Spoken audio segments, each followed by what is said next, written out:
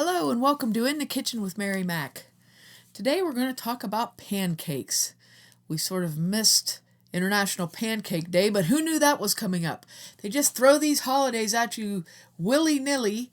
So oddly enough, we're recording on Pie Day. Didn't think to do a pie episode. So, oh well. We're not that good. We're really not professionals, in case you haven't noticed, those of you who've listened ever before. So we're going to talk about pancakes today. Pancakes are like the simplest thing on earth. Everyone buys a mix for them that you really only need to add water to. But they're not difficult to make, so I'm going to give you a time-tested pancake recipe today. Which you can definitely tell is time-tested from looking at the card. Yeah, we'll post a picture of it. The card looks pretty bad. But this card would be 43 years old, this recipe card. 43 years old. That was live math. Just recorded. I did not, in case anyone didn't notice, I did not pre-do that math before the podcast. This thing looks awful. But it is my time-tested 7th grade home ec pancake recipe. For those of you that don't have home ec now, listening perhaps, some lucky children. Everyone has home ec now. Well, a lot of them don't do the cooking anymore, though. It's become sort of a, what do they call it? Family and consumer science class, and they don't do a lot of cooking and sewing in it anymore. They do mostly how to figure out a budget, how to do a checkbook. See, that should be in personal finance class, right? Though. How to have an electronic baby. Oh, that's a biggie. Ugh. But this recipe, I when I was in school, we had home ec, and the boys had shop classes. So the girls had cooking and sewing classes, and the boys had wood shop and metal shop. When did you rotate? No, the boys always had wood shop and metal shop, and the girls always had cooking and sewing, unless somebody specifically requested, then they would let you be in that other class. But you could only you took half the year of one thing and half the year of the other. So a lot of girls did request those things, and a lot of boys did request, but See, we had a rotation when I was in high school. You did 7 weeks of cooking, 7 weeks of sewing, then metal shop, wood shop, art, general music. Right. See, you spent enough time in this to have really an education in it.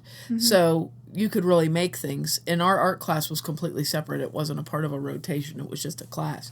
So you actually learned hands-on things back in the olden days in the 70s in school. Way back in the, that sounds funny. Way back in the 1970s. But anyway, this is a really good pancake recipe, which is why I still have it and why I've still used it. And my children have used it, which is why it's all stained up. And what used to happen, though, what used to happen at my school is the boys would wait outside the class for the girls to come out of cooking class with whatever they made that day. You constantly always had. So I walked to school with 3 guys who were my friends, Randy, Kevin, and Mark. And I walked to school with them because they lived the next street up from me, and there were no girls to walk to school with that I cared to walk to school with. So I walked to school with them all the time, and they were my friends, and they would wait for me like vultures outside of the home ec class, because I had home ec the last 2 periods of the day. And they would wait for me and eat whatever I took out. So I always tried to make sure that I really had a nice amount of whatever I took out so that they could be fed. So, pancake mix that you buy is typically flour, baking soda, powdered eggs, powdered milk, powdered fat, and you add water to it. And it's not terrible.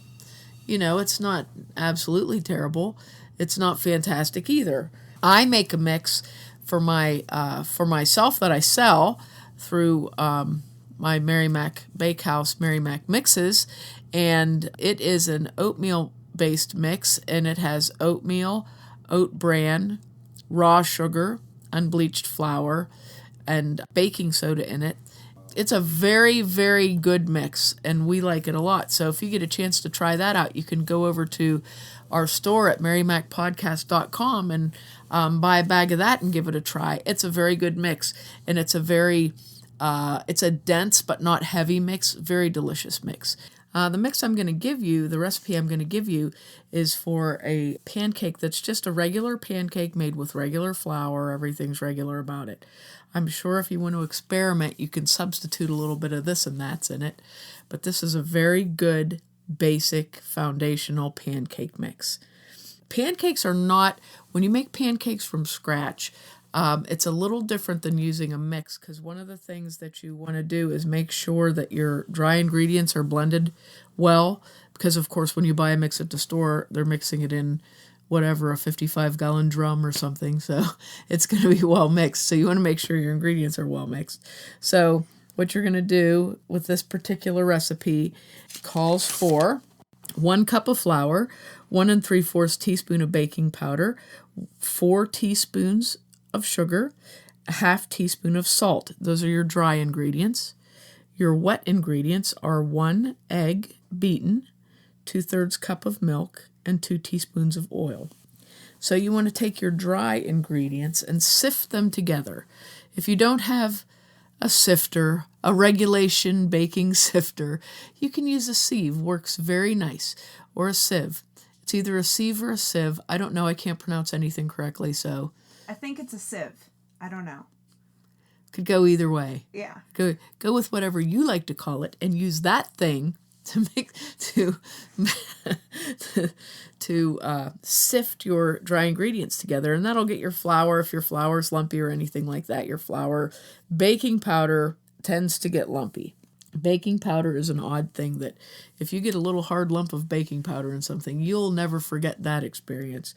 It's very salty and also very, I don't know, it like just gets you. But anyway, you sift those dry ingredients together into a bowl, then make a little hole in the middle of that, and take your wet ingredients and mix those together. Your egg, your 2/3 cup of milk, and 2 teaspoons of oil. Mix those well. Pour them into the dry ingredients and stir quickly. And what you want to do is not completely mix it. You want to stir it up enough that it's blended but a little lumpy. Okay, that's the classic look of pancake batter. Mixed but a little lumpy. Another little pancake trick that you may or may not know is you want to cook your pancakes on a hot griddle.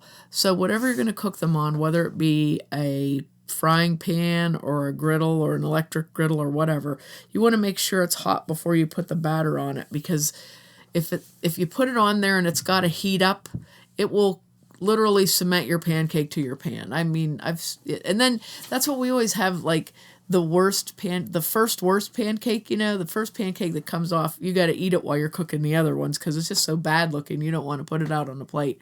So, if you don't want to have that pancake, heat your pan up for a minute or two, and you can drop a little bit of butter on there to see if it's hot yet, or whatever, just to test it and see if it's warm enough. Usually, if you put a little pat of butter on there to put some fat in your pan for cooking, once it melts and starts to sizzle a little bit, you'll know that it's hot enough for your pancakes.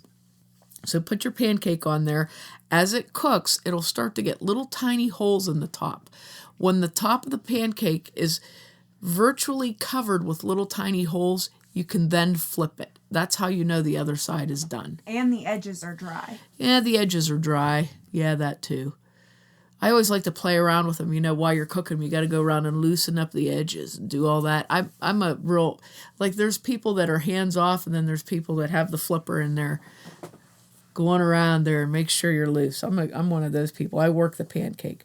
So when you have your little holes and your edges are dry, as Anna noted, you flip your pancake over, allow the other side to cook. And if you're not